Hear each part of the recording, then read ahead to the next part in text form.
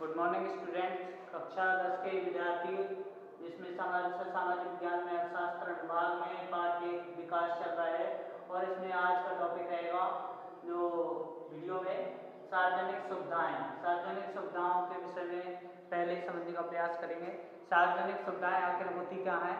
अधिक औसत आय और मुद्रा से आप अपने जीवन के लिए उचित आवश्यक वस्तुएं नहीं पा सकते हैं, अर्थात उचित भौतिक वस्तुओं और सेवाओं को के लिए आय पर्याप्त सूचक नहीं है। उदाहरण के लिए अगर हम देखें, बात करें तो मुद्रा से आप प्रदूषण मुक्त वातावरण नहीं प्राप्त कर सकते, बिना विलुप्ति सामान या दवाइयाँ तथा बीमारी से सुरक्षा नहीं खरीदी जा सकती है।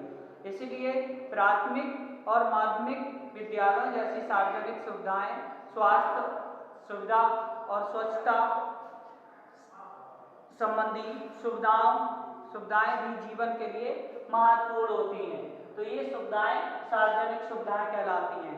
ठीक है, तो सार्वजनिक सुविधाओं के अंतर्गत इसकी व्यवस्था एक पैसे के माध्यम से ना होकर सरकार इसको ध्यान देती है और सामूहिक रूप से इसकी व्यवस्था की जाती है।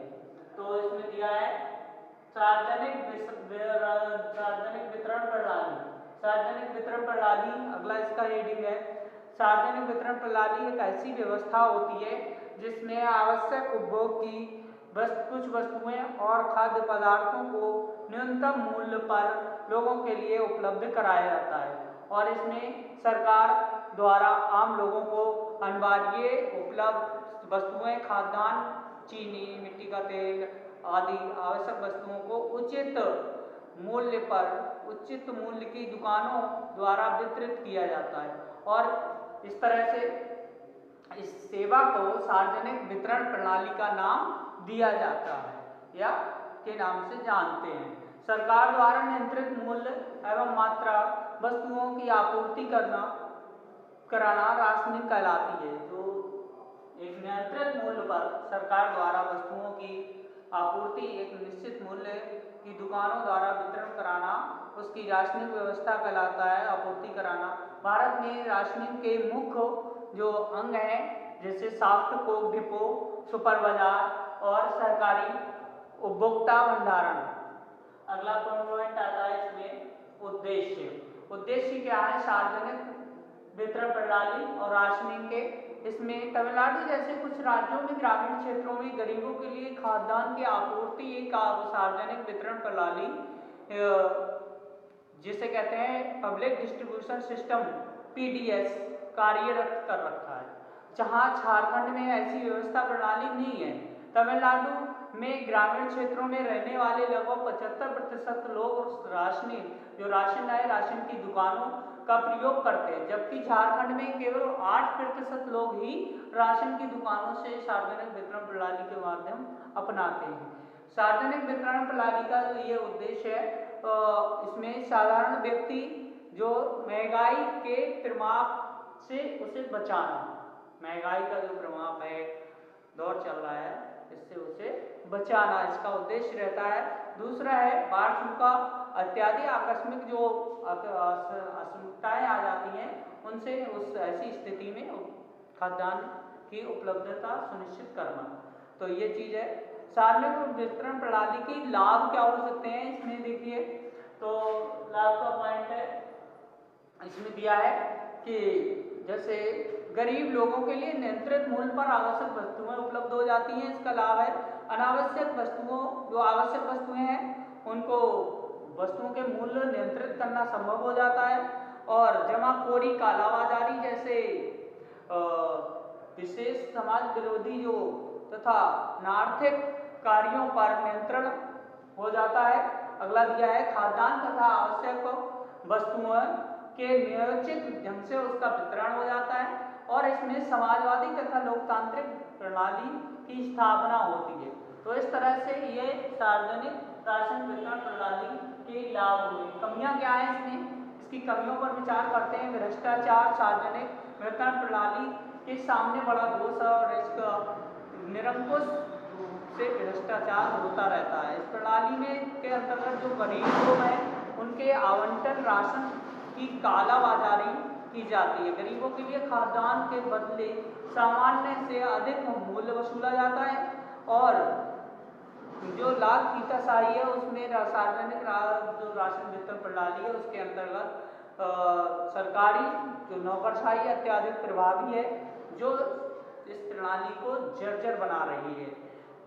लाल फीताशाही के कारण अनाज के गोदामों में ही सड़ जाता है किंतु उसका वितरण नहीं हो पाता है। अगला है अकुशल प्रबंध। तो सार्वजनिक वितरण प्रणाली की एक जो दोष है, बुराई है, कमियां हैं उसमें है अकुशल प्रबंध। सार्वजनिक वितरण प्रणाली में अकुशल प्रबंध से जूझ रही है। इसी अकुशल प्रबंध के कारण जो खरीद है, खाद्यान्न की खरीद से लेकर उसका वितरण तक सरकार को भारी राजस्व की हानि होती है। राजकोषीय अगला पॉइंट है इसमें राजकोषीय घाटे का पोषक।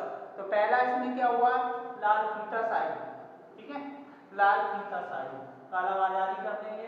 पहला हो गया कालाबाजारी, बाजारी इसमें बढ़ी हुई है। अगला है इसमें लाल फीताशाही, लाल फीताशाही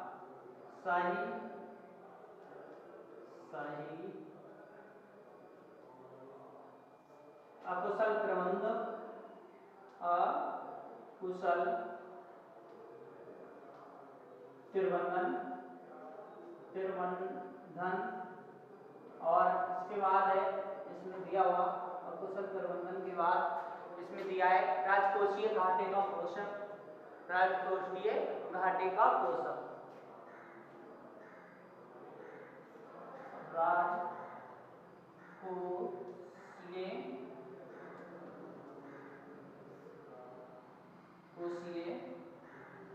घाटे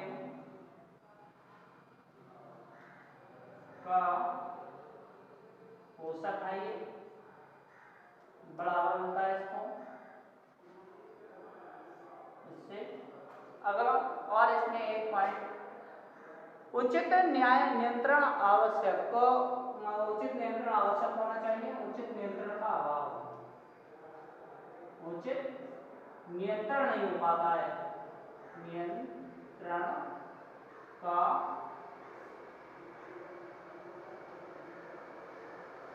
अभाव, ठीक है, उचित नियंत्रण का अभाव रहता है इसमें। किसमें, सार्वजनिक राशन वितरण प्रणाली में। और इसमें अगला है संचार प्रौद्योगिकी का उपयोग का अभाव। संचार प्रौद्योगिकी, संचार प्रौद्योगिकी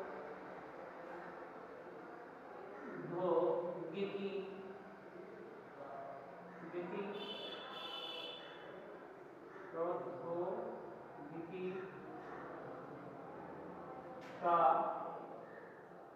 अभाव का के उपयोग का अभाव, ठीक है, इसका उपयोग का उपयोग